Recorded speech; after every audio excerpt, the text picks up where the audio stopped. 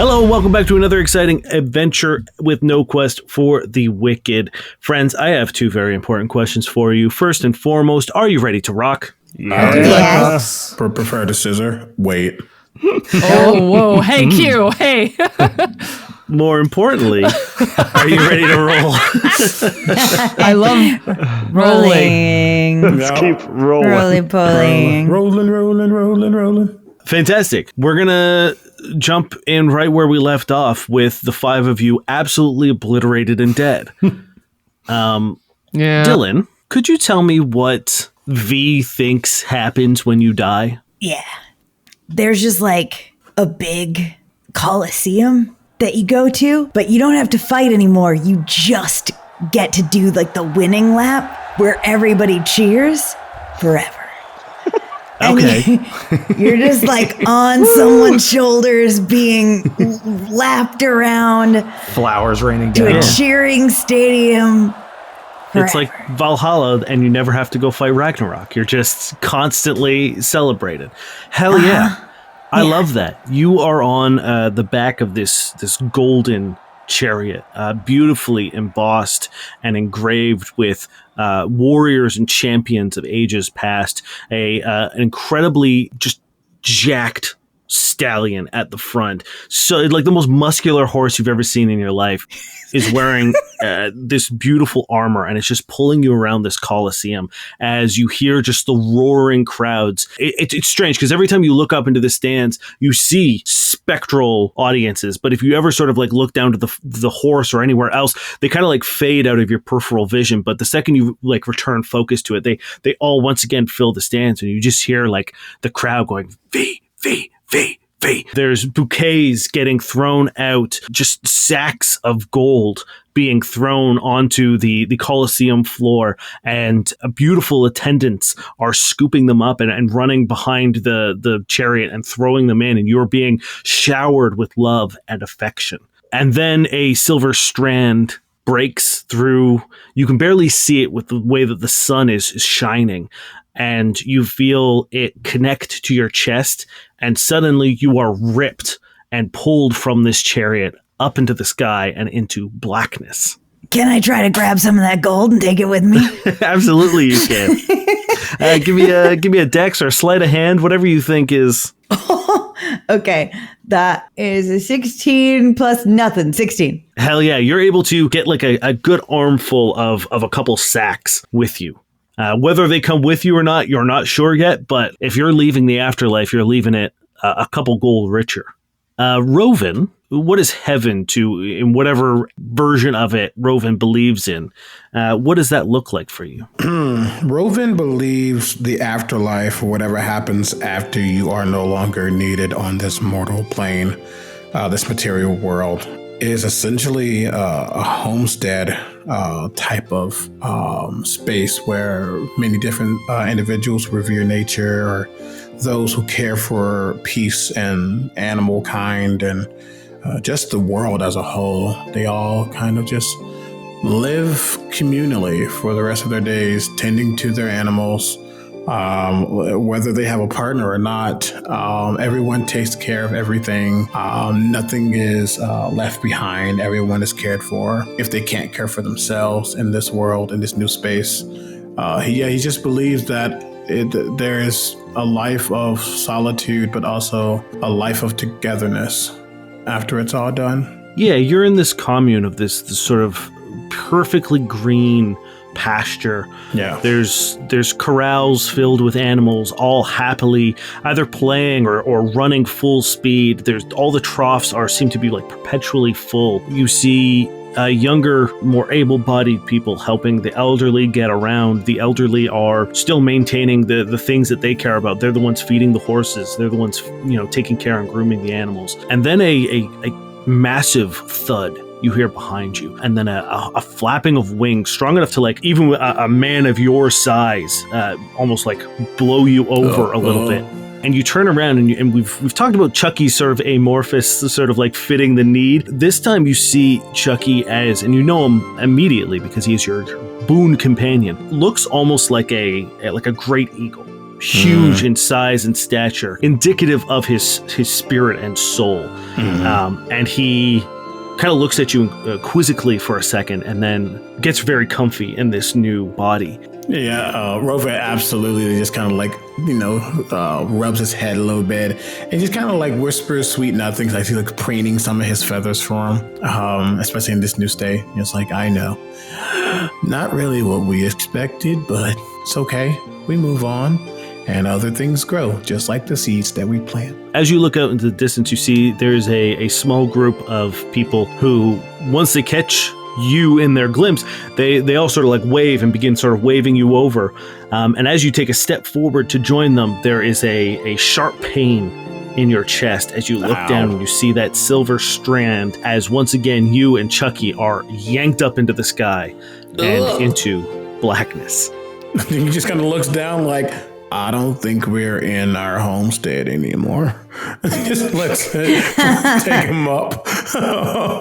Marcus, you are in that same sort of black void that you were in the first time that you remember doing this. But there's a sort of like jingle at your hip, sort of your side satchel, as you feel a little glow begin emitting from your bag.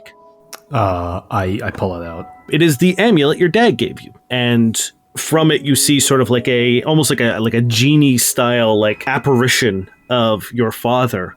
And he appears and he says, "Now, bud, we talked about this. I didn't mean to die, but I don't think it's not like forever. We come back. It's not like I didn't die. I told you I wouldn't die, and I didn't die. Hey, bud, you wouldn't be in the astral plane if you weren't dead. You know the rules. I said before you left, I said, I know. No shifting planes, no dying. And right now, you done both, bud. You know, I didn't mean to, though. I know I promised, but the world ended, and wait, how are we even talking? Kiddo, you know the saying around here. The world ending isn't an excuse to break your word. I know. I'm sorry, Dad. I thought I could be a hero, But all I've done is I exploded a man with a berry, and God darn died, didn't Hello? I? Hello? Dad? And then Silver Strand yanks you further into the blackness. Tyree. Hello. What does death look like to you? Among Tyree's pack, they look to the sky and they see in the northern lights a great wolf pack running forever. And for him, he is there among them as a wolf and chasing the stars like they are fireflies at night. As you look up at the night sky, which being raised in the wilderness you've seen 1,000 times, you can see these stars actually reacting to your actions. As you sort of lunge and bite and snap at them, they sort of shoot out away from you, then circle around you and kind of like zap you in your hind legs to give you a little pep in your step. And as you're playing amongst the stars, you hear your pack, both present and past, the ones that are still with you, the ones that raised you, the ones that are gone, they all begin howling. And you look up and you see those northern lights, as you said, they all form into past wolves as well. Wolves that have moved on even further beyond this sort of like astral world that you're in. And they silently echo the howl back. And then you notice that the stars sort of one by one begin disappearing. And the wolves that are on your plane begin also disappearing again. And then it's just a circle of these light Aurora Borealis wolves. And in a tongue that isn't language, but that you understand, they say, "Tyree, Yes. it is not your time." Well, the world sort of ended, unfortunately. I'm sorry. You know, we've taught you this, that everything is a cycle. The seasons, life and death. One end is another beginning. This isn't your end. I might, wake up in just a moment. That's been happening, apparently. Through this wall of light wolves, you see that strand trying to break through, and they're holding it back. And they say, "The beauty of cycles is that they can be broken. We are giving you the chance now, Tyree. Should you break the cycle?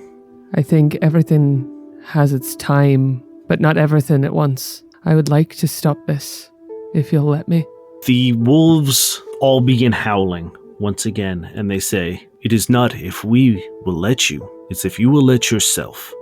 And a small hole appears as the strand, unlike everyone else, gently floats towards you and awaits your approach. Tyree, his spectral wolf paws contacting just the aurora around him and sort of fluttering out in color, steps forward to the strand but stops and looks over his flank. When the cycle takes me, I look forward to coming back. But for now... And he turns and fully bites the strand and pulls on it like a dog playing tug of war. As you give it a yank forward, there's a little bit of give, and then it snaps taut, and then like someone bungee jumping on an elastic band, you are whipped, pulled through the Aurora Borealis and into the darkness. Speaking of darkness. Yep. Zavo. Yeah. You are in a beautiful Gothic chamber. It is lined. Think of like every Dark Souls boss room ever. Yeah. Like that is what you are in right now.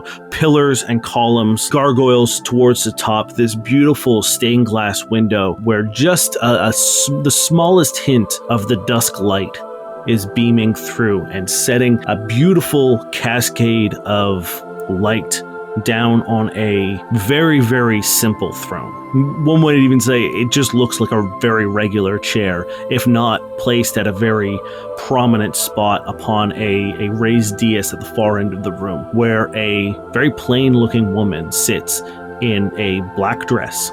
She has brown hair, brown eyes. She's very pale. She has sharp, angular features. The only sort of distinguishing feature about her is she sits cross-legged, and over her knees she has her hands placed crossed on top of one another. And where her hands would be, or rather her fingers, are these sharp, long knives. And she says, "Sweet acolyte, it is so good to see you."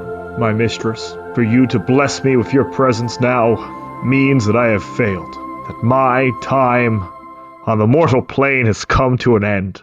If it is your given grace, I will, I assume, ascend back for the mortal plane to carry out your will as the goddess of light, my Madame Murder. She smiles very, very slightly.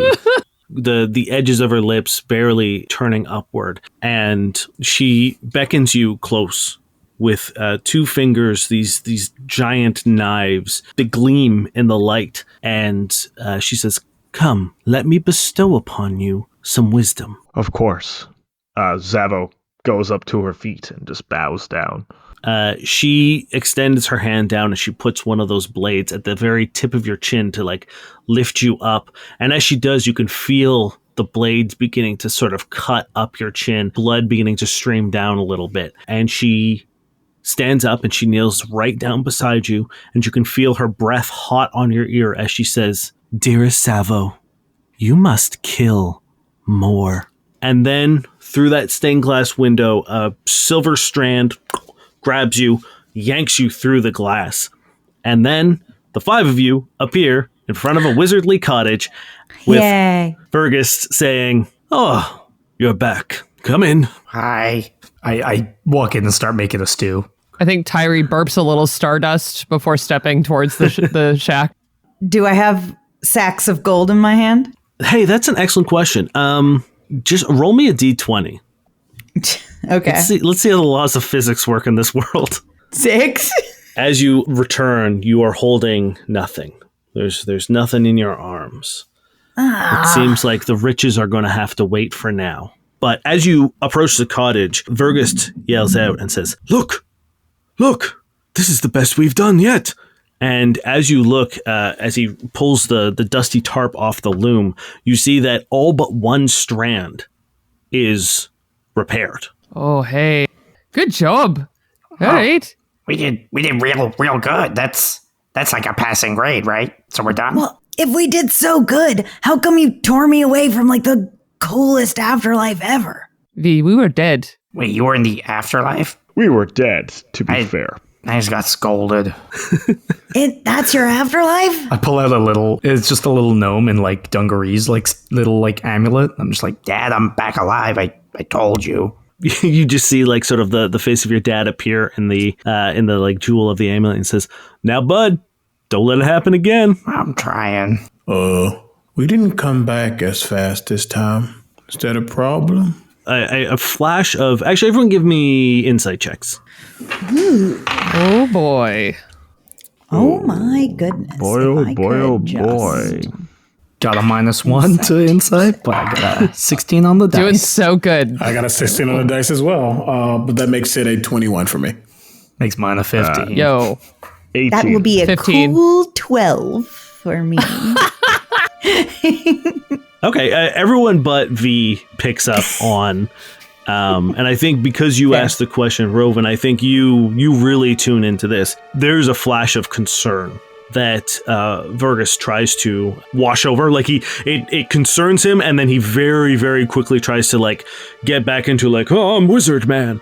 But you really notice it, and so does the rest of the group as he sort of like shifts away from that topic and says, if you notice, this one is almost there. And he points to the last strand, and you can see them like almost like when you hold two metal pieces that are electrically charged. Every now and then you see like a silver arc of energy trying to touch. So you were close, whatever the other one Could we seems just, to be. Tie them together or something? Just the last one. They seem to want to be there. I could like grow a vine or something. As you sort of like get close to it, Vergus jumps in front of you and says, "Do not touch. The strands of fate are not meant to be troubled with, especially not by the hands of mortal." Is that why you put a tarp on it? I was a little touchy, yes. Is that why this is all happening? Everyone give me an insight check. Oh, God. I got an Good 18 this time. question. 10.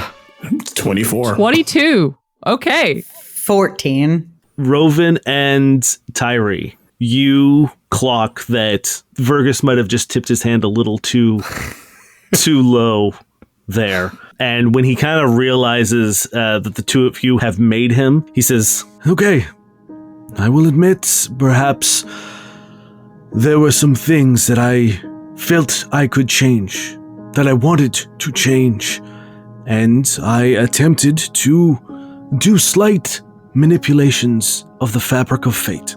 Did I make a mistake? Yes, but who hasn't?" Not one that big. Apocalypse. You caused an apocalypse. I need to see how many times I can do this.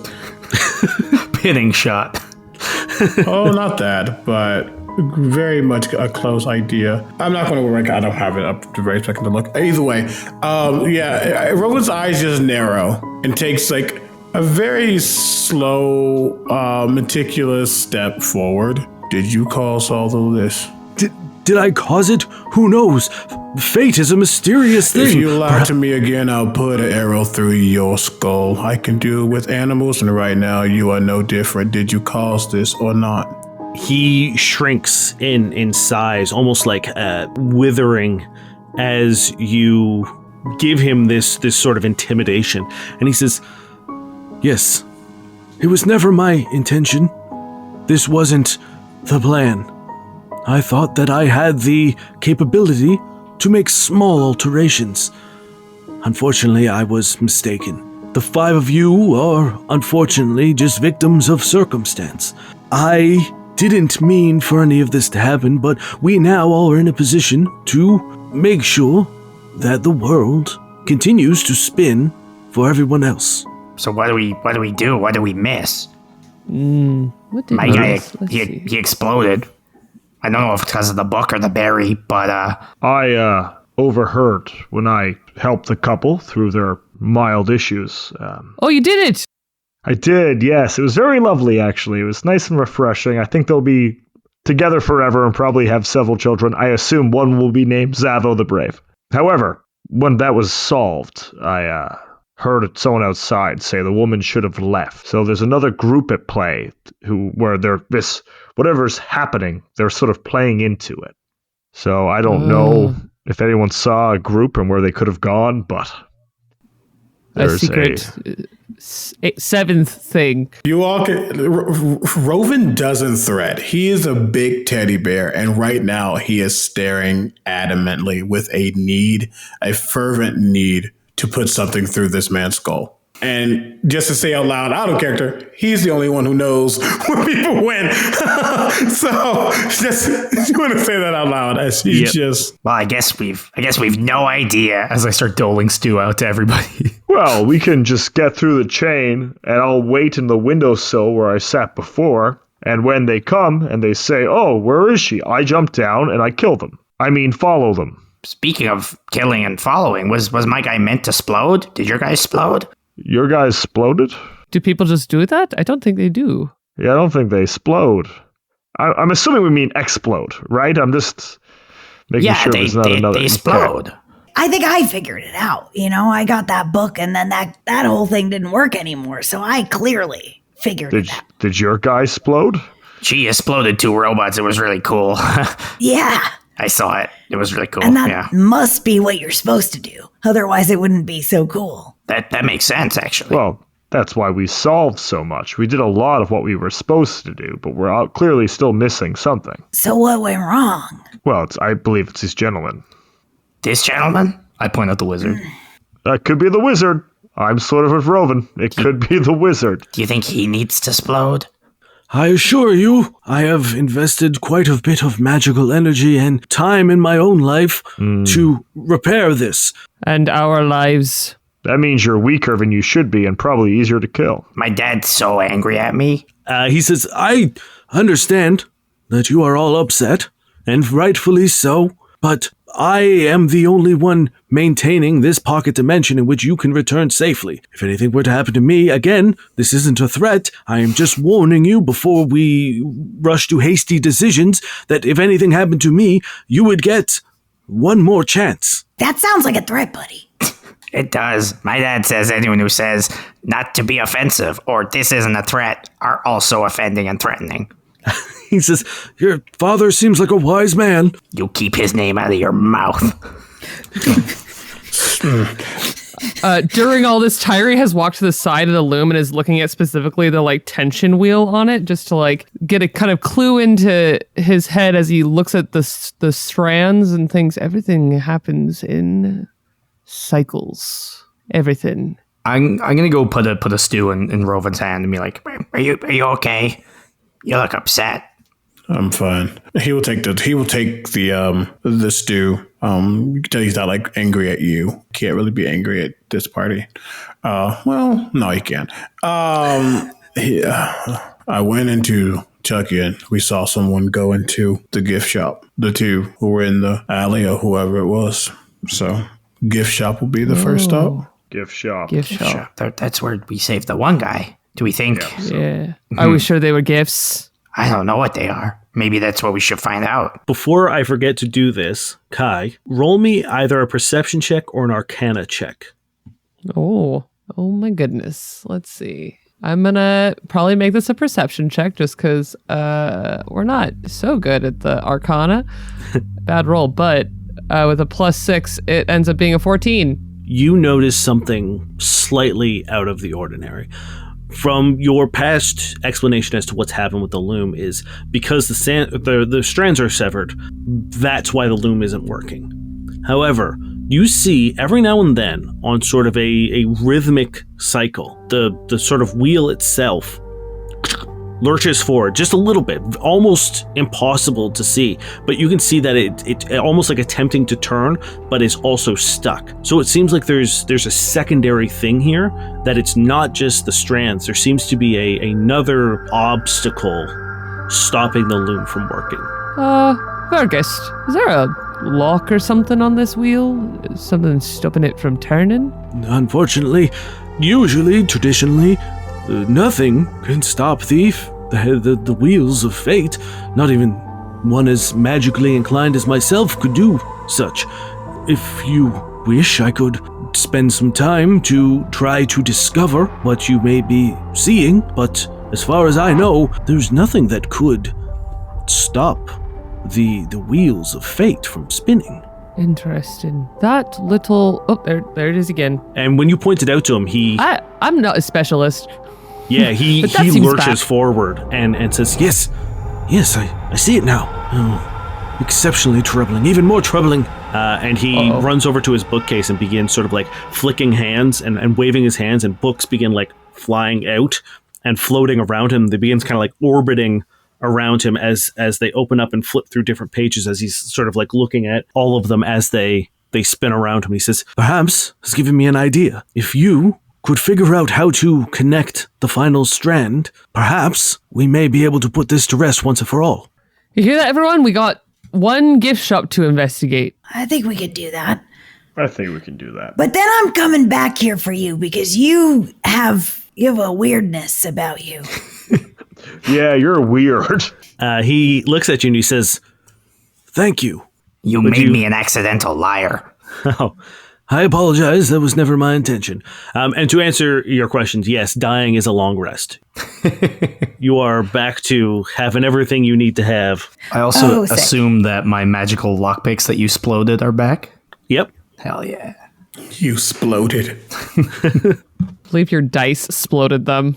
Yeah, well, the dice helped, but Dane more him.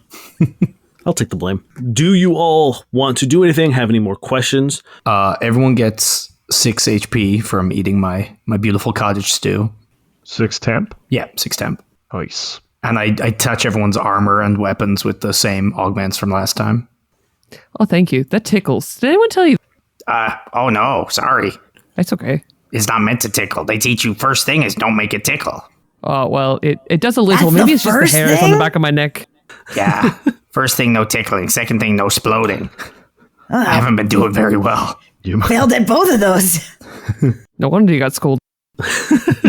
Vergist pauses the books in the air and he says, All right, if the 5 of you are ready to try this once more, I can prepare to send you back. While you are there, I will investigate in this anomaly, as I do believe it could be the true cause of the problem. All right. Gift shop team, let's go. You see Roven look over at Chucky as they're talking. And he kind of like tilts his head, almost like just contemplating. And you can tell at this point that he's probably having a full conversation with Chucky. And Chucky kind of just gives this nod. And you all see Chucky suddenly like almost become just a being of light. And then suddenly their form shifts and moves and twists before they take on let me think about this. Yes. They take on what seems to be almost a primate type of form. As I'm going to shift their form. Technically, when we reduce to 0, I can do an hour to get them back. But with how we've been doing it, they're just going to shift into their new form that they'll take. So they're going to be like a big old gorilla, a medium-sized gorilla. Okay. Nice. Oh, yeah. And they are staring daggers at Vergus.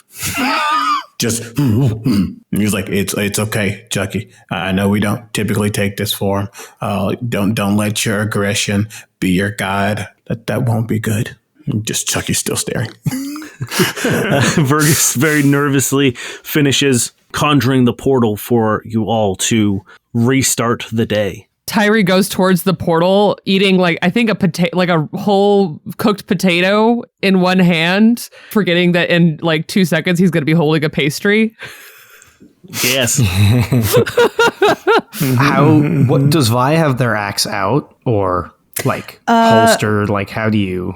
Yeah, it's pretty much always out. Okay.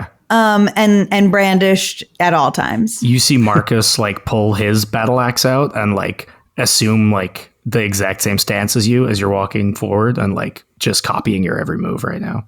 Marcus, it seems like you've come a long way. I know that we were just saying that you've exploded things and you've made things tickle, and that's bad. But I like the way you carry yourself right now. It seems like you're really getting it together. Oh, this? Yeah. It's just how I wield my blade. It's what Chopper does, you know? You know what? If you follow my lead out there, we're going to win this. And then I'll share some of my heaven gold with you. Heaven gold? That's better than other gold. Yeah. Marcus is just like nodding frantically. The only kind of gold you can spend in heaven. Oh. Burgess is trembling and sweating in the corner as he holds this portal open. Well, I guess we should be on our way. Please. Actually, we should maybe talk about our plan a little bit more, just in case. Oh, we don't have a plan. Just go to the gift shop, I guess. Go to gift shop. Open gifts. Open gifts? How many gifts should we open? We should... I don't know. I could probably go back to the terrifying... You thought it was a good idea to make a terrifying spider cafe. Anyways, I could probably go and take care of that if someone wants to go and investigate the cafe. Yeah, I guess we have to do all the other things quickly, and then we'll meet up. Does the cafe have a name? The Spider Cafe? Hey, Virgus, does the cafe have a name? He's almost passing out from exhaustion and magical exertion, and he says, "It's the Taverna Arachni." Oh, yeah, I remember. I'm going to go destroy your Taverna Arachni now. And I think he jumps through the portal as the Onkeg this time, just like cutting out the middleman. Hell yeah. Holding a pastry. So a lot of you have bookmarks to do the things that you want to do. Rovin, if you want to do what you did previously and just get that amulet, we can skip forward to if you want to. Well, what I'm actually going to do is kind of that. I'm going to set the spike growth, but let Gorilla Chucky deal with the folks. So that I'll handle that, and then I can focus on gift shop with people. Because that's the main thing I did at the beginning. Hell yeah. Then I will let you, you know what happens there. You know what the solution is. So Chucky can 100% go grab the girl, get the amulet, deal with those thugs. That is taken care of. Yeah, they actually hit very hard in this form.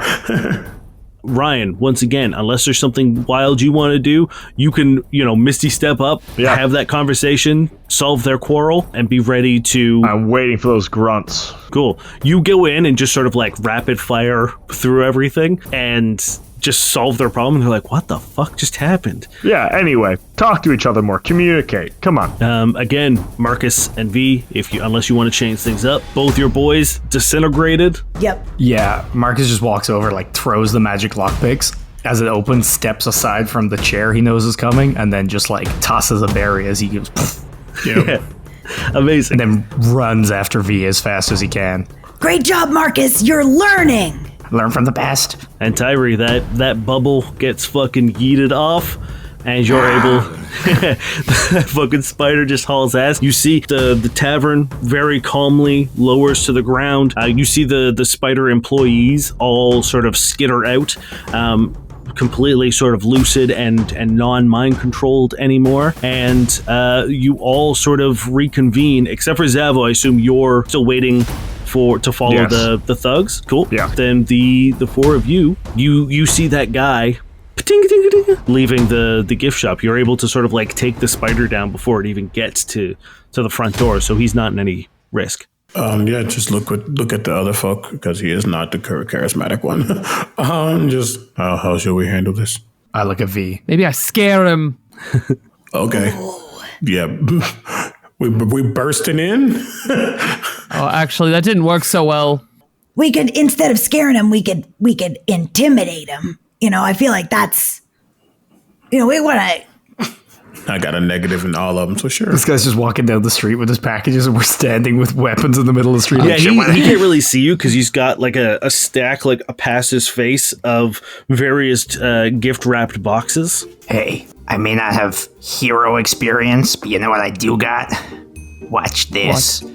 Marcus walks up and goes, can I help you with the packages? First he looks out and doesn't see anyone, and then he looks down and he says, no, I'm good, thank you. And he seems to sort of like lift the packages away from you and begins. I think he turns to lift them and runs into the hard carapace of an Onkeg. Hello. Okay, give me a... You know what? I think he needs to do a... I think he has to do a wisdom save to see if he gets freaked the fuck out by that. While this is happening, can I try to sleight of hand one of the packages? Yeah, because he definitely fails his save. So he, as he's trying to get away from you, he bumps in, looks down, sees the Ankeg, and just goes, "Oh!" And the top half of his stack falls to the ground. I have a 12 sleight of hand. All right, let me do a perception check, see if he notices. He rolled a 2. He doesn't. Oh.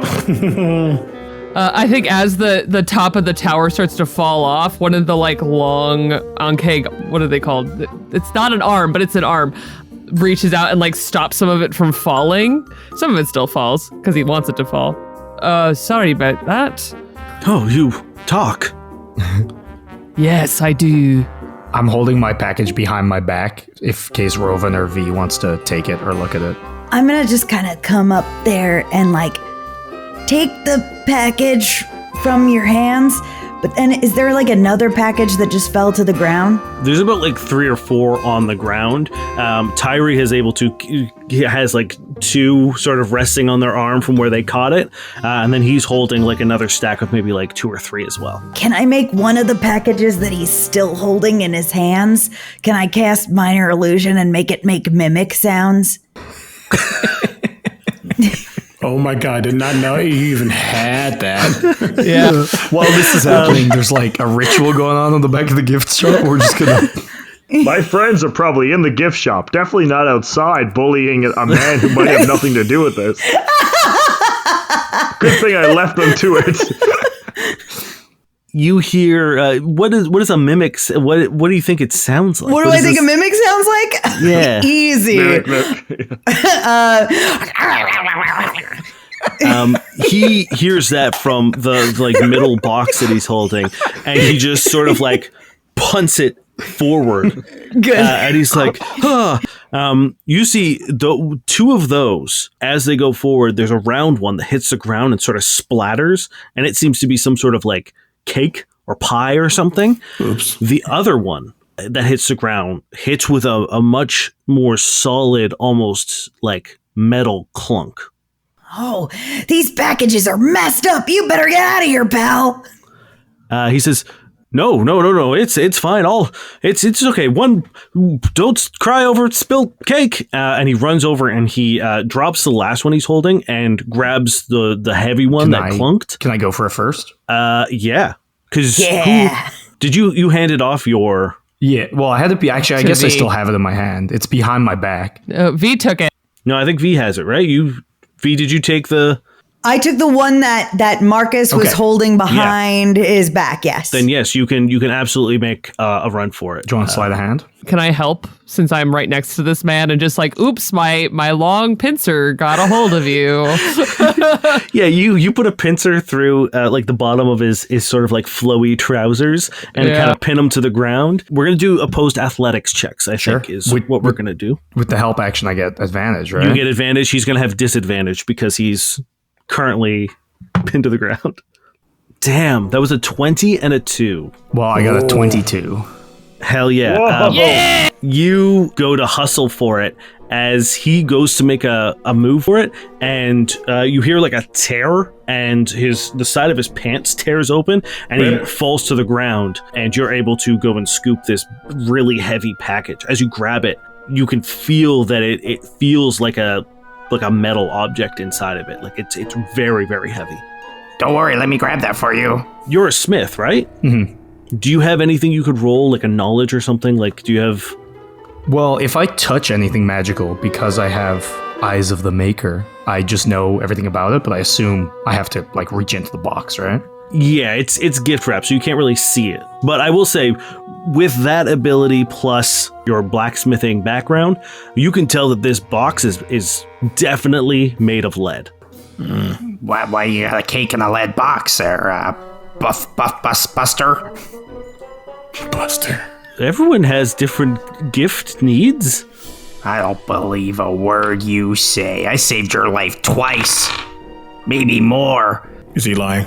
Or I shouldn't say is he lying, but is he seeming Obviously, there are four of us are just randomly accosting this guy, so there's a little bit of a what the hell.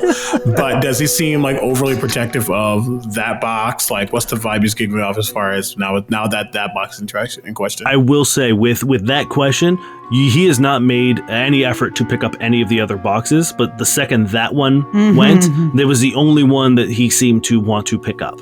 Gotcha. And he has the box, or who has the box? Marcus has the box currently. Great. Okay.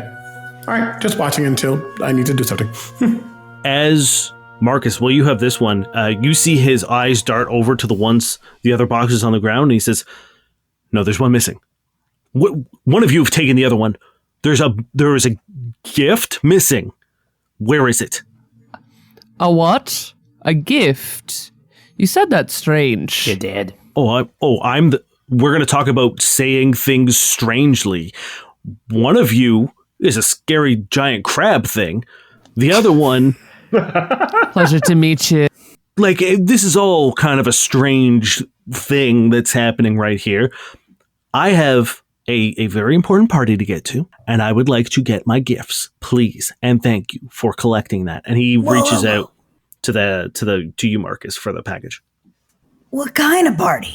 We like parties. Yes, fantastic. Unfortunately, it's invitation only and you don't have an invitation. And no, before you ask, I cannot give you an invitation. It is not my party. I am a guest.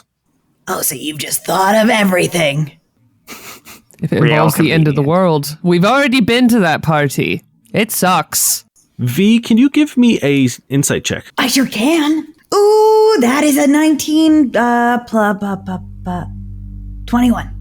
When you say, "Oh, you've thought of everything," you see a flash of sort of fear and recognition, and wheels begin turning in his brain. And he starts sort of looking around, and he says, "Oh, no. No." And he sort of tears the rest of his pant leg off to begin taking a step away from all of you. I jump on him. Okay. Oh, go ahead. Zavo, beneath you, Yes. you hear two thugs say, they're talking, but you're intently listening and watching now, and one of them says, "She should be out here by now. Look, I don't want to be caught just waiting around, all right? Let's get out of here." And you see them turn the corner and begin going up the alley beside the house. I drop down stealthily, and I'm going to follow them. Okay, give me a stealth. Natural 20.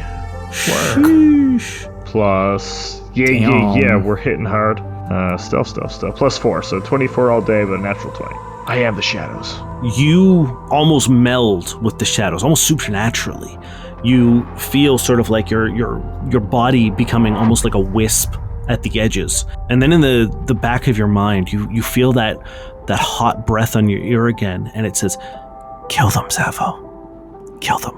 Where are we going before I make a decision? They keep turning, and sure enough, as Rovan had told you, they go to the back of this gift shop, and you see there's a sign that just says gift shop, and then underneath that it says deliveries only.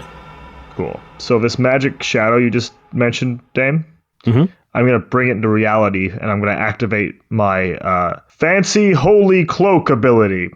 Okay. Which is actually Mantle of the Reaper. So Zavo comes out of the shadows, cloaked in shadows from head to toe, and I'm going to try to kill these men. Okay. What would you like to do? I mean, let's. I'll give you surprise. Let's make an attack. So surprise is. Do I get advantage or? If you're making just like an attack roll, yeah, you'll get advantage. Yeah. Otherwise, you're just gonna like get a free turn. Because I'm in my Reaper of the Mantle. I crit on 19s and I rolled a 19. Ooh, the two hell crits yeah. in a row. So that's a crit. Zavo go. Zavo. So yeah, I'm rolling 2d20 plus 22. 2d20s. 2d10. Sorry. It's like damn.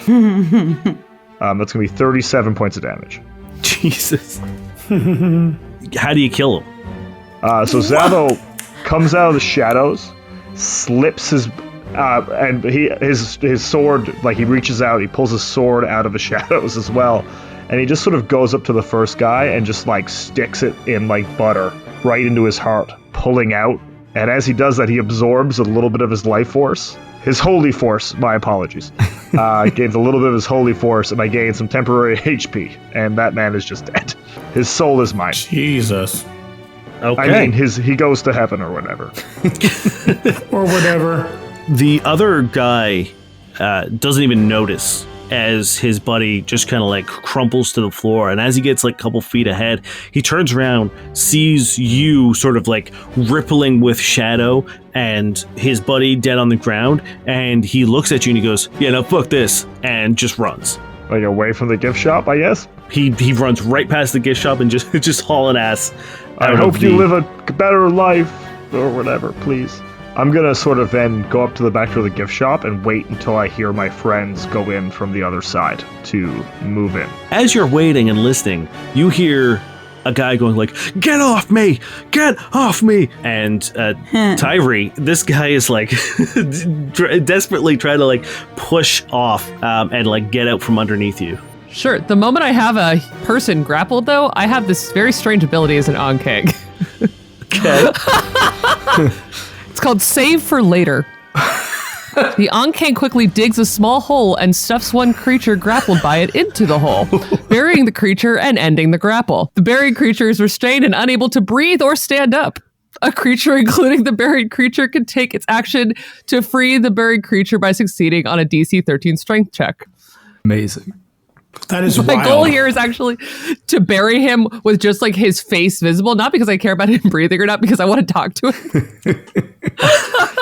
You bury this man alive, save for just like, 2 inches of the top of his face in order to... Now, do you want him like almost like buried in sand at the beach kind of situation? Yeah. Okay. Then this man's head is just kind of sticking out of the ground. And he says, okay, I understand that perhaps you may now have me in a position which I don't love. So what can I do for you? You just hear a clink, by the way. The second he moves, my armor like bumps onto me and then like just falls sideways onto the ground because I still fainting goat style. Well then, it would seem you're going to a party. We'd like more information on it, please.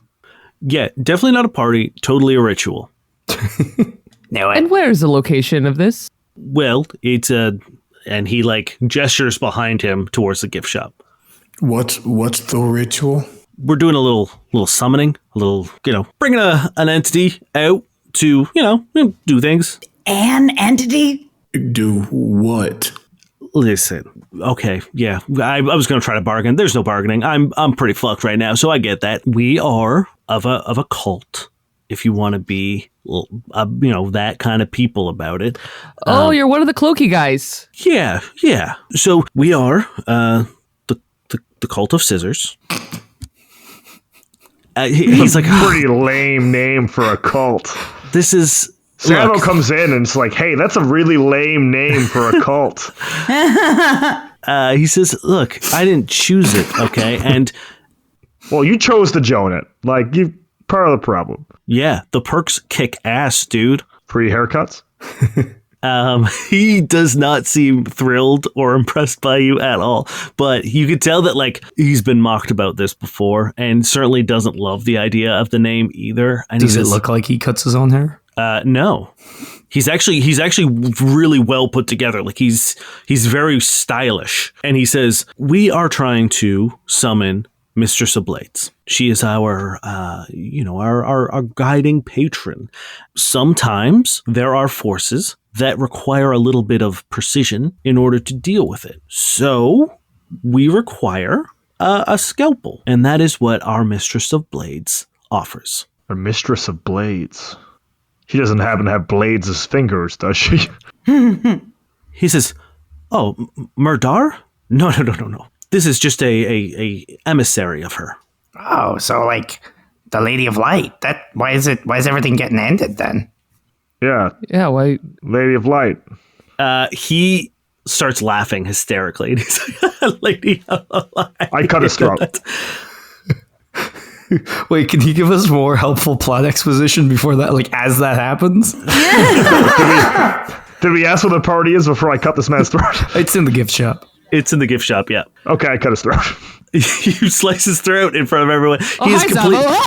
He's completely restrained. He has no means of fighting against it. Yeah, he's done. I eat a little bit of his life force. All right, we have to go. No time for diddle daddling. Diddle daddling. Dilly dallying. Dilly dallying. No time for that. Darling. Murder. Okay. You murdered him.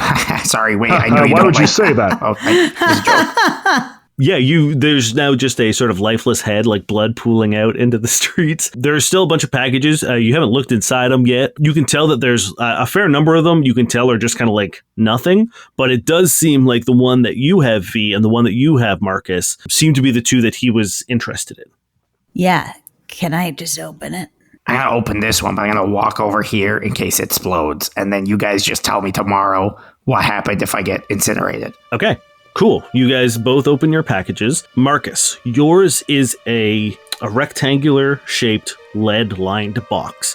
On the front, there is a pair of engraved scissors and a lock that doesn't have like a keyhole at all. It looks instead like a blade would be inserted into it to open it. And it's currently unlocked, so you look inside, and it is about the size of a book, would be your guess. And you know about this with your ability, right? Yeah, if I touch it, I know basically. You know that this is a way to safely contain artifacts that would disintegrate you upon touch. This is a safe way to handle that book. Cool. And V, you have a very similar situation. Instead of lead lined, however, this one seems to be made of like a really thick leather with the same engravings, but when you open it up, same sort of recess inside for what looks like would be a book, but all along the edges are these arcane runes that glow. And once again, you can tell that this was probably a place to put another book. Okay, so there's the book from the guy in the Spider Cafe. And didn't you guys see a book or an amulet or both? There was a book in an alley. Yeah. Right? Yes. Okay, so if we have all these... Oh, at that moment, Chucky just jumps down from the top with the other Hi, one. Chucky. Hi, Chucky. Good job, Chucky. You feel a rumble under the ground. Oh, no. I think I made Kai do it last time, so I'm going to make Q do it this time. Roll me 2d6, please. 4. As Chucky is about to land holding the amulet, he almost freezes in space, and it looks like he's like falling through molasses. He slows to almost a stop, but is moving in crazy slow motion. And when you look at him and try to figure it out, what are the rest of you doing? You all sort of see Chucky falling, slow motion, amulet in hand. Are we also in slow motion? I don't know. What are you doing? I'm saying, Good job, Chucky, and waving at him all happy because I really like Chucky. That sounds like someone has held the play and fast forward button. You hear, and when you look at Marcus, he's breathing really, really fast. It looks like he is in like super fast motion. Oh, no, I didn't mean it. Are we all seeing that, or Yes. I have something called danger sense. Can I just sort of get a vibe check on if this is bad? Time is unraveling. That sounds like a bad thing. And as you look around, you see like certain people are moving like turbo speed. Other things are moving real slow. And you see the edges of like buildings and stuff are beginning to like decay. Some are sort of like speeding up and building higher. And then you see a flash of green lightning in the sky. And then there's a pulse. And all of that stops. Chucky reverses back up and jumps down normally. And the time in which you know the world ends passes. Oh, Did we do it? well, we didn't die. Do we still have to go fight a cult? Is that, or do we already fight the cults? or did he do something else? Did the wizard help? Is that what happened? Well, maybe we should kill the wizard just to be sure, but I feel like they can't do their cult stuff without their cult Things. Yeah, we got 'em all. items. Do we just destroy the items? You see from the sky Oh no.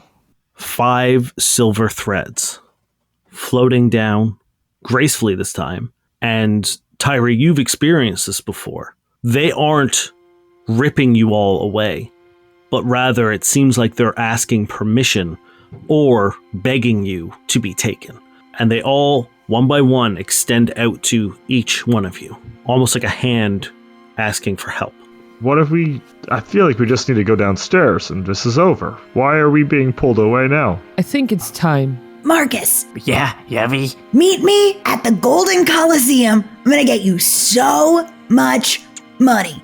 And I will grab my thread. Hell yeah. I grab mine. And you see V and Marcus ripped up into the sky. I guess we should all go. Yeah. Does that mean we don't survive? But I felt like we won. I think things will only get weirder if we stay here, don't you? Yeah. Okay. One more time into the fray. I guess I grab mine. Yep, and as you touch it, ripped up into the sky. Rovan, you see yours has sort of like untwined a little bit, and there are two, one for you and one for Chucky. Rovan looks at Tyree because you can tell he just doesn't understand, and looking at someone who seems to understand completely, and you can see a sadness in his face. It's all right, Rovan. We'll get it next time. But for now, we get a little rest. But I don't want to make my husband a widower. You won't. Not if we do this right. He'll look over at Chucky, and Chucky kind of gives a nod, kind of just goes along with the flow. Well, if the pasture's where I need to go. And I think at the same time, both Chucky and Rovan take their strands. Pulled up into the sky. Just a second later, Tyree bites his. And once again, pulled up into the sky.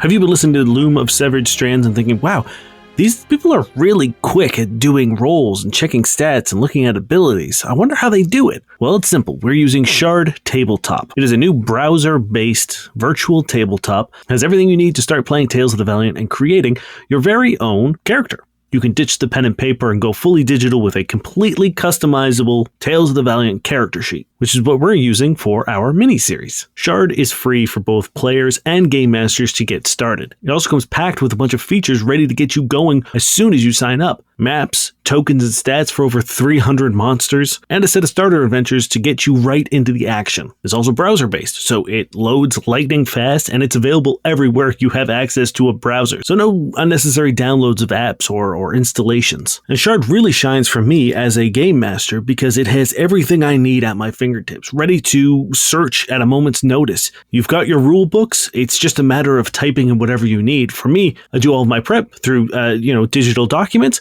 So when it came time to copying and pasting stat blocks, it was a very simple and easy process. I just looked up the monster I was looking for with their search function, copy and pasted the stat block into my doc, and it was ready for me when I was ready to run the game. I wasn't flipping between pages. I didn't have a million tabs open. It was just me, my players, and my reference. So when I told my players to roll initiative, I wasn't flipping through pages. We were just ready to get the action going. So whether you're an experienced GM or a brand new player, Shard has all the features and tools you need to run your game and play a game as smoothly as possible. Head on over to shardtabletop.com and create your free account today. Once again, that's Shard Tabletop to create your free account and get playing today. This is an important PSA to stop putting the sad, unpainted gray and white miniatures on your table, especially if they're ones that only kind of look like the character that you're playing because it was the best that you could find in your local game store. There's a better way to express yourself in your tabletop games, and that's over at eldritchfoundry.com. Eldritch Foundry is a custom miniature creation tool available in your browser at eldritchfoundry.com and lets you create the character of your dreams. I would be incredibly impressed if you couldn't create the character that you're playing right now in your home campaign. They have a ton of customizable options, from races to body parts to expressions to facial features. You can make the character of your dreams a reality. And with their upcoming Color Engine Kickstarter, you'll be able to bring those characters to life in full painted glory. The Kickstarter will result in being able to create gold standard full color ready to play miniatures with a better quality than the pre-painted minis that you buy at a game store or online. meaning when you're ready to delve into the next dungeon and you slap your mini down on the table, they will look better than everything else on that board. And if you're one of the many people who have transitioned into online games using digital 3D virtual tabletops, that's fine. The color engine will be fully integrated with 3D virtual tabletops such as Tailspire and more to come. You will have complete control over your character customization. And not just with building your character, but now with the color engine, also painting them. Within the engine, you'll be able to digitally paint your miniatures with complete freedom and creativity, including freehand painting and traditional techniques such as highlights and recess shading. It's like painting them in real life without the cost of all the paints and getting messy and cleaning your brushes and making sure you have a workspace. You can do it all in the comfort of your browser. More techniques and features will be added to the engine as stretch goals for the Kickstarter. Visit eldritchfoundry.com for more information or click the link in our description to bring you to the Kickstarter so that you can bookmark it so you get notified when it launches. Once again, click the link to get notified when the Kickstarter goes live or head on over to eldritchfoundry.com for more information. Imagine Victorian-era London with mysterious hunters and even more mysterious threats. No, I'm not describing every piece of media that I want to watch. I'm talking about The Between, a new game from the creators of Brindlewood Bay. The Between is a role-playing game that pits mysterious hunters against monstrous threats that need to be neutralized. Operating out of the Hargrave House, they have to handle the threats that are facing the city, ones that the Scotland Yard won't or can't handle themselves. Inspired by the TV show Penny Dreadful, British horror classics, and graphic novels like From Hell and The League of Extraordinary Gentlemen, The Between throws you into the rain-soaked, gritty streets of Victorian-era London and throws you right into all the monster hunting action. They currently have a campaign active on Packer Kit in order to create both The Between, which is the core rule book with all the rules you need to get going, including enough characters and scenarios to run a full season of the game, as well as The Shadow Society, an expansion book with a bunch of materials covering the London setting. And finally, Sons of Another World, which includes 3 brand new settings, Ghosts of El Paso, Unsinkable, and Court of Wolves, taking the action out of London and into new, exciting, and exotic locales. If you're looking for a new game to spice up your RPG nights with your friends, The Between just might be what you're looking for. Head on over to the backer kit linked in our episode description to support The Between and back early to get access to a limited reward, the glow-in-the-dark Mastermind dice. Once again, check out the backer kit in our episode description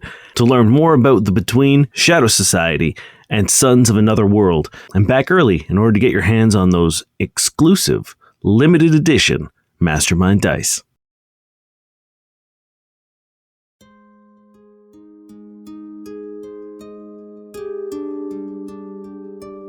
This time, however, you are not brought into darkness. You are brought into a beautifully, almost, it looks like if you've ever seen sort of a field after an ice storm, where everything has sort of like a crystallized, glistening look. You are brought into a forest clearing, and the 5 of you are all there. And in the center, there is a young man with like long silver hair that wraps down along his body and onto the floor and then up and over and into a bucket. And you can see that it is, in fact, the threads that he is currently weaving on a loom. And when he spots the 5 of you, he says, "Oh, good. I was really worried there for a second that you weren't going to figure it out, but it looks like you guys did it. Good job. I don't know how many times it took you, because, you know, I've been a little out of it, but it does look like you have fixed the threads of fate, which is pretty impressive for a group of mortals." Yeah, of course we figured it out. We are the best. What exactly did we figure out? I thought you were saying morons instead of mortals. I was about to be so offended, but also like, yeah. He says, "Oh, I mean, I don't really know. I don't worry too much about the minuscule details of the mortals. You know, it's kind of a big deal making sure that everyone's destiny is fulfilled. But I guess, for whatever reason, someone fucked up something somewhere, and you put it all back together. Because look, check it out." And with a sort of like pump of his foot on the pedal, you see the loom spin up, and his hair extends out and grows out as it's being fed into the loom. And you see a tapestry being made out the other side. As it sort of unfurls out, a flock of sort of these crystalline birds come and pick it up and hold it in front of you.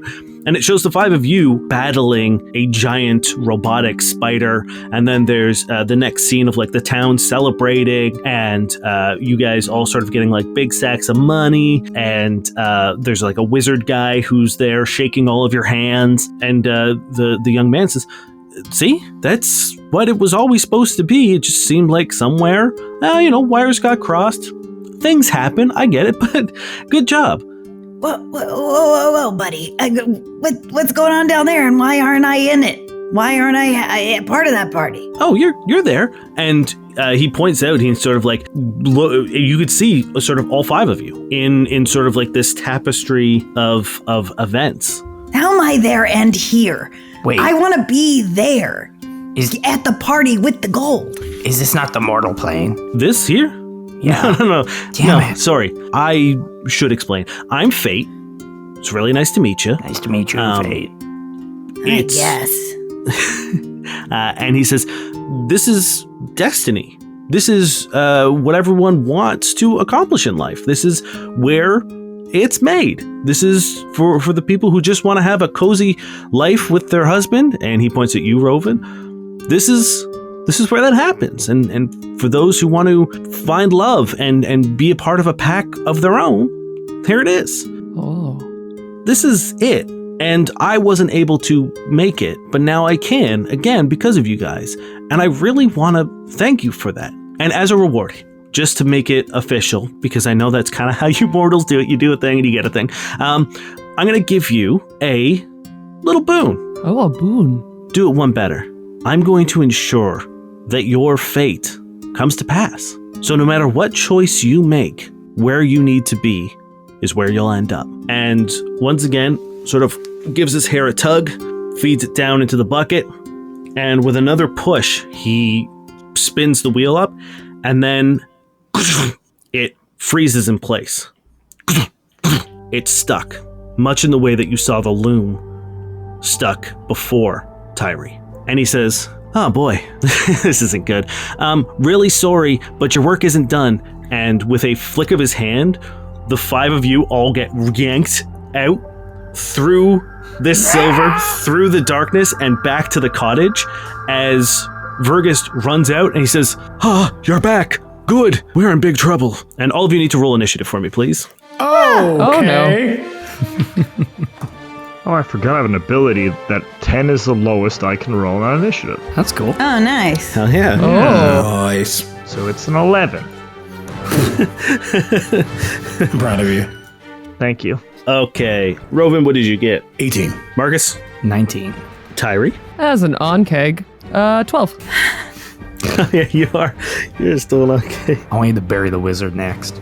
Yes. Well, is the wizard the bad guy? We don't know who the bad individual That's true. is. We don't know what the bad thing is. I didn't say it needed to be I a just think bad it's guy. funny. In my mind, we were up visiting Fate. He was all like halfling shaped, but now poof, back to reality. You're Yeah. an cake. Yes. V, what did you get?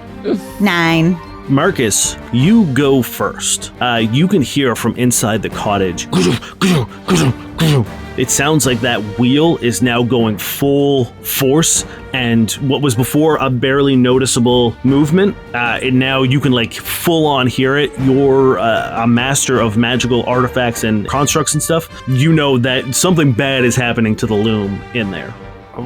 I run in. What's happening? What do I need to do?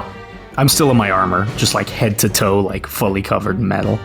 I'm going to say as part of initiative, you guys all run into Yeah. the cottage. I don't think that's a necessary step we need to do. As you all run in, you notice that Vergist is covered in small cuts. And when you look, there is a half of a scissor jammed into the wheel of the loom, preventing it from moving. The cult of scissors.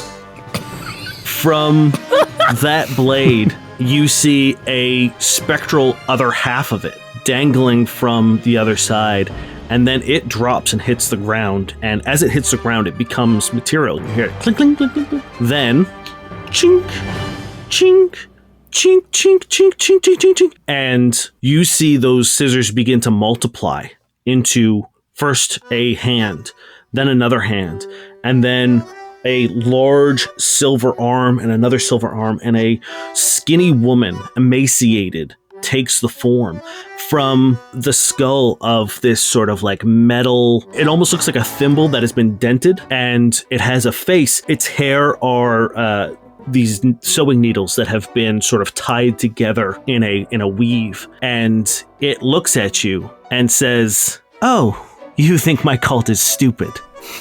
Very well. Let's see how you deal with me." And Marcus, it's your turn. You see Marcus reach for his like battle axe and realize he left it behind when we got yanked because he was holding the thing in his hand and he put it down, and he looks at V and he goes, I guess it's hero time. As you get ready, your armor, and you hear from it, "Hey bud, I can tell you're back in another plane right now. It wasn't my fault. It was fate. Bud, kick its ass." Oh, okay, Dad. I'm gonna run up to this thing and I'm gonna punch it. Hell yeah. That's a 21. Believe it or not, 21 will hit. Goddamn, thanks. That is going to be 9 force damage as Marcus comes up and just like, doosh. And then because my fists count as a light weapon, I'm gonna do a second attack as a bonus action. Hell yeah. This one is only a 14 though. That is not gonna hit. Yeah, as just these like big force punches come in. You see that she was very confident, and when you hit her with this force attack, she kind of blows back into the loom for a second and says, "Oh, this is gonna be more fun than I thought." It is Rowan's turn. Seeing this person, you're the one preventing us from having our heart's desires. Okay. Immediately takes his longbow. And actually, all alone in the moonlight. Okay. Just takes his bow, knocks it back. Am I gonna do that? Am I gonna? No, for now I won't. I'm going to attack Iana. I'm going to let loose 2 arrows for sure, starting with the first one. Excuse me. Dirty 20 to hit. Dirty 20 hits. As his arrow is knocked and I let loose, you would all see my eyes glow a very almost unnatural but verdant green as I mystically mark this person thing.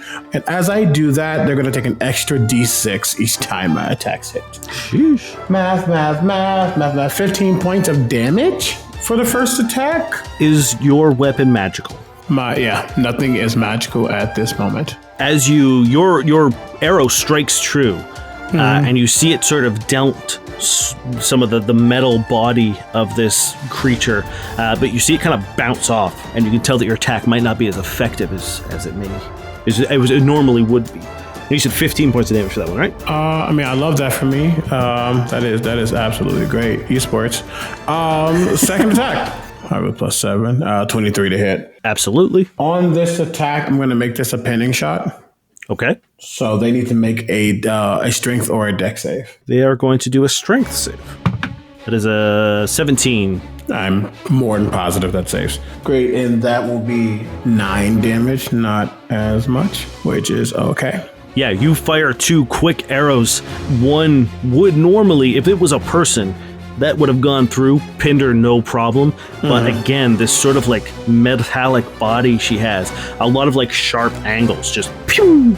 And then you can see, like, as I let the second one loose and it hits, I barely have time to bring my bow down and lean down, and you see Chucky literally like leapfrog over me and just hit him in the face. Hell yeah! Because they go right after me. And they have... that is a natural 20. Fuck yeah. Boom. Yeah, Chucky! And I How chuck would him you like up. me to do damage for critting? Double. Double Yep. damage as a whole or double dice? Sorry. So double dice and then double your modifier. So yeah, to whatever you're rolling, roll those twice. Gotcha. And then whatever your modifier is, double that as well. Okay, love that. Because this is going to suck. For a specific reason. Okay, Slay. That is, 13. Okay, 13, 22, 20. What is math? 27 plus 14 would be 41 points of damage. Nice. Is Chucky And it's considered magical. Hell yeah. And it's bludgeoning, right? And it's bludgeoning. You see your first 2 hits, ping, ping, and then Chucky comes out of nowhere, launches over your back, and just Very much like the Hulk. yeah, just full gorilla just starts boom, boom, boom, and you see these like those massive gorilla fists just putting dents and completely almost rearranging her anatomy with the force of his hits. Is that your turn? That is everything I got. Amazing. Tyree. The large on-keg form of Tyree jumps towards the loom and is like very careful to not like get too close to the loom after being told that touching it might make things worse. And he kind of leans back and is going to try and bite her. But specifically in a way that he could then like spin and ragdoll her around towards everyone. Okay. Oh, bad roll though. That's so sad. I have a luck. So maybe I will add that to this. Let's see if it helps enough. I don't think it will. Only a 14. I'm so sad. So it's I'm not gonna add the luck because I don't think it's gonna help. So it's a 13 total. That misses. Yeah. But take another luck point because you miss. Yep. I'll take that. Oh, while in beast form, I can use my bonus action to make another attack. Thanks, Beast Fury. So this one I can't grapple her with, but that's okay. I'm still just gonna attack. It counts as an unearned strike. Okay. That's better. That is... It's a 16? 16 hits? Yeah. I think he goes in to bite her with the mandibles and then like still kind of like, oh, but she looks gross, kind of winces away from it and instead turns and just fully swipes at her with one of his front legs. Yeah, no one wants to bite a scissors. Yeah. Ugh. Ow.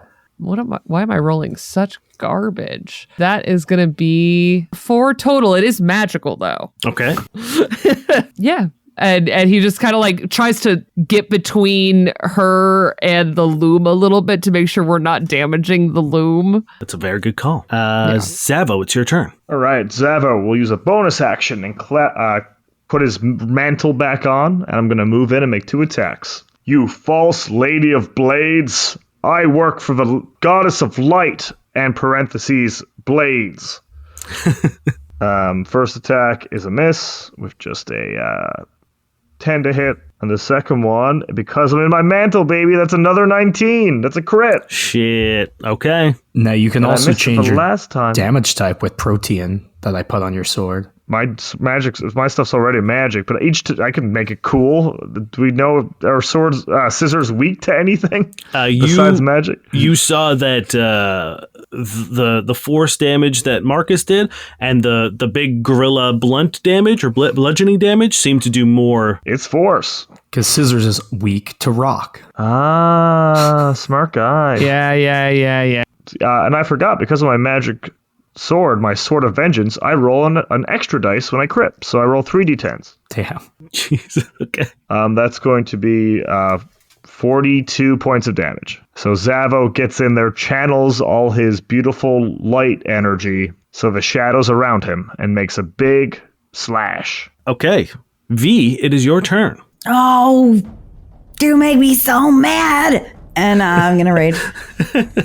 And I'm just going to run in and attack. Oh, let's see. This is her last turn, so she's going to use a reaction on this attack. So we'll see if you hit, and if it does, things will happen. Now remember, you have +1 to attack and damage, and your weapon's magical.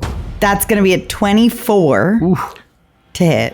24 hits. You can roll damage. Okay. I was like, should I wait and find out?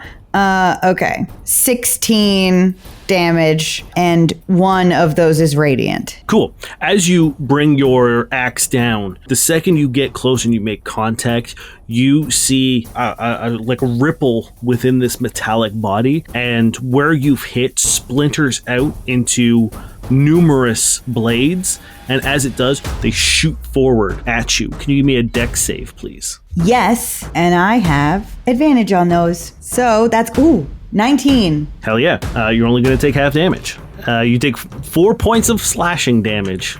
Sorry, piercing damage. Oh, like whatever. Yeah. Do you have a second attack? Oh my god, do I have a second attack? Should, I think. You should. Yeah, I forgot that I also did, so I Yeah, didn't I need to do, baby. I'm just like, as whatever that like annoying little twinge that she gave me. I'm like, yeah, that was so weak. And I'm going to hit her again. That one's a 21. That hits. Nice. Okay, let's do it. That's a 14. Again, one of those is radiant. Okay, yes. Once again, land a heavy axe blow. You can see she was once sort of oddly graceful, but now the blades that make up her body are now sort of hanging loose. You can see the various scissors and stuff that she's used to compose herself are now like dangling and swinging limply. And I hate that I've rolled the lowest on initiative. She is going to just use everything she's got. Bonus action, she begins sort of like pirouetting on the tip of her toe, and she just begins spinning. And everyone's gonna have to give me a dex save, please. As Nat she just 20. keeps tearing blades off her and throwing them in this sort of 360 cyclone of blades. 15. This seems harder. I'm going to use one of my lucks to make this a 16. Okay. Just to be safe. And then, oh my god, Chucky's going to struggle. Because I have the bottomless luck ability, everybody gets luck because I just rolled a nat 20. Whoa, love that. So everyone who can see me gets a Love luck that. I'm gonna use my luck and make mine a 15. So Marcus got a nat 20. Q, Rovan is bumping up to 16. a 16. What'd you get, Tyree? 7. Okay. Oh, no. V? 12. Okay. And Chucky got 10. okay. And Ryan, what is Zavil bumping up to? 15. Okay. Rovan and Marcus are the only two who succeed. Oh. Oh, I'm glad I went up by 1. DC is 16. You son of a silly guy. Can I use my nat 20 to jump in front of somebody else and help them take less damage? I will negate. You can choose someone to take the half damage if you want to take the full damage. I'll jump in front of Tyree. Oh, don't do that. I'm a big Anke. Actually, sorry. I'm definitely jumping in front of Chucky. Oh. Oh, that's so precious. Did Zavo spend any luck? So I spent 1 point. Yeah. I spent, yeah. If an ally spends luck, I have this feature. I can spend luck to help increase. So I will give him one of my lucks at the same time. Hell yeah. Okay. 16, that's so. Thank you, Q. Squat. Great. Rovan, how are you covering Zavo? Zavo, aren't you like a gobbo? I'm a kobold. You're a kobold. I'm literally just going to like just big old muscle work. Just like cover, like no. Hell yeah! This is like when some of my animals get accosted by wolves and other things. What? Just like I gotta protect them sometimes. Sometimes I do it with my body. Kick ass. So Marcus, you're protecting Chucky. Yeah. So Chucky's only going to take 8 points of damage. You're going to take 16 points of damage. 8. V, you're taking 16 points of damage. What kind of damage is that again? This is piercing. I have resistance to it because I am Hell yeah. ranged. So then half of that. So you'll also take 8. Zavo, you're taking 8. Rovan, you're taking... Oh, wait. I'm taking the You're taking the full 16, yes. right? Yeah, because you're not getting covered. It was Chucky.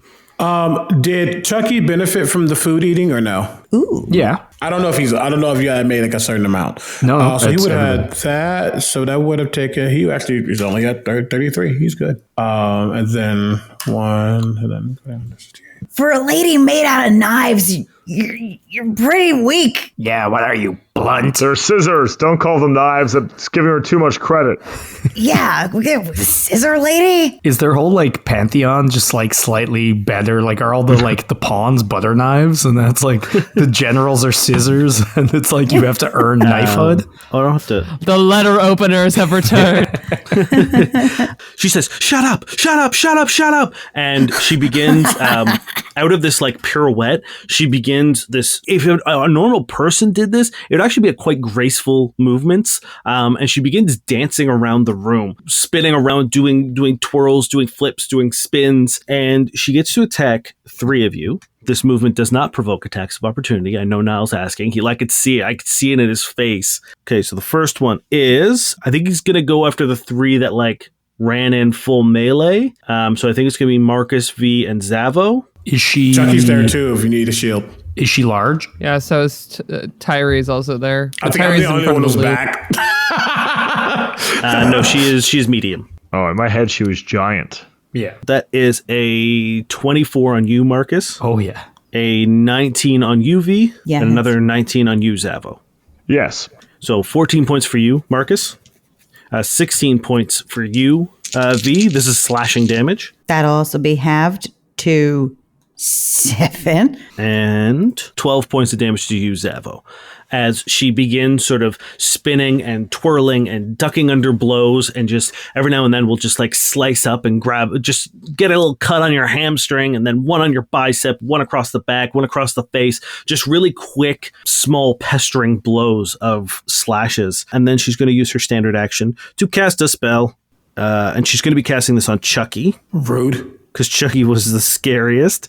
That's a 22 to hit. Absolutely. She reaches out and points a scissor finger at Chucky, and a green beam extends out and hits and wraps around, and she casts Ray of Enfeeblement on him. So half damage with attacks that use strength. And at the end of his turn, rude. he can do a con save to break the spell. That's rude. Are we fighting a scissor Is sister? that concentration? It is. Noted. Marcus, it's your turn. Okay. Attack action. Double attack as Mark's like, Stop hurting me and stop hurting my friends. 14. I'm going to use 2 luck to make that a 16. That hits. Yes. That's 8 points of damage. And then a 15. The 15 does not hit. I will take a look, and I am going to, as I finish my turn, you see the like amulet in my pocket start to glow, and that genie thing as this gnome in like dungarees kind of like hovers in the air. Who's next? It is Rovan. As Rovan gets the help action. Ooh. You see a spectral, shimmering gnome swoop over towards you, Rovan, and say, "Well, any friend of Marcus is a friend of mine. Let's see if you can't help you out here, big guy." And he gives you like a pat on the back. Oh. As I'm using my periapt of the small and mighty. Okay, it is your turn, Rovan. I don't want to waste his help action, but what I'm doing doesn't necessarily require it. Because his arrows clearly aren't doing much, and they just hurt my buddy, or at least seem to put them in a state that he's only seen when maybe some of the farm animals get food poisoning, or they're just super fatigued. And you just almost see him want to rage, even though that's not his specialty. But instead he just breathes. He goes, "It's okay. It's okay." And he's going to take out, he has like a little pouch, and he takes out some dirt, and he kind of just rubs it in his hand, and then he just blows it all over this person, thing, scissors, so many scissors, as I cast heat metal. Ooh. Okay. What is the wording on that? So this is the part I don't know. Choose a manufactured metal object, not a creature. But it's a bunch of objects that have formed a creature. So it's like technically not a creature. I don't know. You can cause an object to glow red hot. Any creature in physical contact with the object takes 2d8 fire damage when you cast a spell.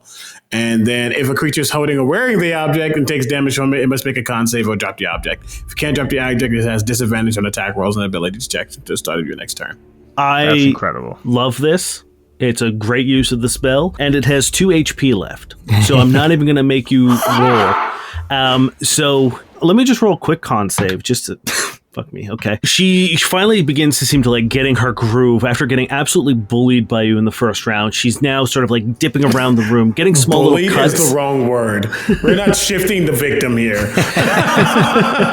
And then the second she stops to sort of like in the center of the room, getting ready to once again sort of enter into like a flurry of attacks against you all, she goes, "Ooh, is it hot in here? Is it getting hot in here? Feels like it's getting..." And she looks down and like you can see sort of like where her feet are pointed into the ground. Little singes of the wooden floor begin sort of like creeping across. And she goes, "It's getting real hot." And as she sort of like begins flicking her limbs about to kind of cool down, scissor goes flying and then a blade goes flying. And as she sort of keeps like... hey, careful! cooling down with every sort of like movement, more parts of her fall apart until she's just sort of like a torso and an arm with one final flurry of movement. She just crumples down into a pile of inanimate, useless blades. Very hot. Scissors, not blades. Blades sounds too cool. Useless scissors. And then you see that final thread has been connected. I guess you see the one scissors that's still lodged in there falls to the ground as well. And the loom begins spinning. And the room becomes almost saturated with light. The edges all begin to sort of like, it hurts to look at any one thing in particular. And Vergus runs over to you and says, "You've done it. This is it. You did it. I need you to all brace because what happened actually happened in the last cycle. So whatever you did that time still happened. This is our reality. This is our timeline now. So everyone, bear with us. I believe we have some celebrating to do." And then there is a pop of light as the loom begins spinning so fast. The silver overtakes the room, and in almost a blink of an eye, you are standing in the center of a crowd, all cheering. The patio of the cafe has exited out to welcome you all as heroes for stopping the rampaging spider cafe. And Vergus walks over to you and he says, "Well done. I could never have guessed that this would have happened, but I'm glad that I hired you." And he reaches down into his sleeve and pulls out these sacks of gold and tosses each one of you one, easily filled with several thousand gold coins, and says, "Well earned, friends, well earned. Now, celebrate. The festival is nigh almost over, but there's still some time to celebrate." Now, is there a corpse buried up to its neck in the street behind us? Yeah, definitely. Sure. Someone's like, Didn't "What?" happen. You see as a couple city guards are walking and be like, "Hey, what happened here?" As they... My sword goes back into the shadows. It's gone. No murder weapon. I don't know what happened. As the five of you get to spend the rest of the morning before day actually breaks, celebrating at the Dudon Festival before going your separate ways, either returning to your homestead or finding a hot date. Just so it's clear, when Vergus is about to let us go, there are just like a cordon of arrows, if you will, that just completely pin him to the ground. Not into him, just his clothes is like different spots, almost like a tent. He is not moving until he thinks about what he has done for quite some time. He looks at you, Rove, and he says, "I understand your frustration, but a wizard has business to do," and he whips his hand around and he teleports away. His clothes, his robes fall to the ground, and within like a couple of feet away, you see a naked old man running down an alley. And that's how we unleashed evil upon the land. He just leans over and goes, "It's okay. If you think I'm the problem, you should see my husband. He's a chaos sorcerer." Thank you very much, friends, for playing Tales of the Valiant with us. It's been an absolute pleasure to have you all on as guests. Let's do a quick where we can find you, any projects that are coming up. Pitch anything you want to pitch. Dillin, we'll start with you. Where can we find more Dillin? What do you got coming up? Oh my gosh, you can find me everywhere on the internet at Super Dillin. You can find me as host of the One Shot podcast, where we play a brand new RPG with a new cast every single month. You can hear me as a mainstay on The Atomless, playing Ig the Technomancer Isoki, little rat lady. And you can find me in the brand new upcoming season on my first dungeon, playing Paint the Town Red, a game about sad, gay vampires in the 1920s New York City. What more could you want? I'm so excited. Literally, I can't stop thinking about it. It's amazing. And that's it for me. Amazing. Q, where can we find more of you? Hey everybody, I'm Omega Jones, also known as Crown. You can find me everywhere at Crown or Crown TV. That is QR0WN or QR0WN TV. I do way too much. Just check out my socials to find out what I'm doing next. Because honestly, I don't know. And last but not least, Kai, where can we get more of you? Oh my goodness. You can find me usually on Saturdays on Transplanter RPG, which is an all transgender, people of color led, non-colonial, anti-Orias actual play. Wow. I said all of the things all at once. They go in separate sentences usually, I promise. Where I play Mr. Zanin-esh, who is a sad, gunslinging purple cowboy man in Arc 3 of the Chaos Protocol, which is starting very, very soon. You can also find me on Sundays over on Taino Tales with the Doomsayers, playing City of Mist, where I play Merrick, who's not at all a problem. And a little bit here, a little bit there. You can find me on my socials as Estelle of Imladris and keep up with all of the goings on.